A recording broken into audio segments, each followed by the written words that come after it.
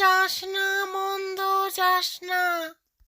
তোর জন্য দেখ না আমি খড়কুটো এনেছি, তোকে নিয়ে সুখে শান্তিতে বাস করব। তুই কিছুতেই আমাকে এরকম করিস না, আমাকে ছেড়ে চলে যাস না। তোকে বিয়ে করে আমি এই গ্রামেই থাকবো। পায়রাটি চড়ুইকে এই কথা বলতে লাগলো। চড়ুই তখন রেগে গিয়ে বলল, তুমি কত আমাকে সুখে রাখবে আমার জানা আছে। তোমাকে ভালোবেসে বিয়ে করব ভেবেছিলাম, কিন্তু তোমার কাছে আমি একটা চেয়েছি মাত্র সোনার হার। সেটাও তুমি দিতে অক্ষম, দরকার নেই তোমাকে ছেড়ে আমার চলে যাওয়াই বটে। সেটাই আমার ভালো হবে, নইলে আমি কি না খেয়ে মরবো নাকি?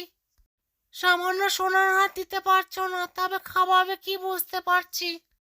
তোমার সাথে বাবা ঘর করে কোনো লাভ নেই, আমি বরঞ্চ বাড়ি চললাম। মা বাবাকে বলবো কোনে আমার জন্য একটা ভালো ছেলে দেখতে।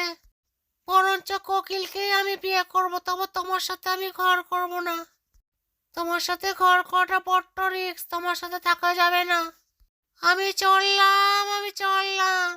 তখন পায়রাটি বলল, যাস না বন্ধু, যাস না। তোকে আমি ভালোবেসে ফেলেছি, তোকে ছাড়া আমি বাঁচতে পারবো না। আমার ইহকাল পরকাল সব তুই আছিস।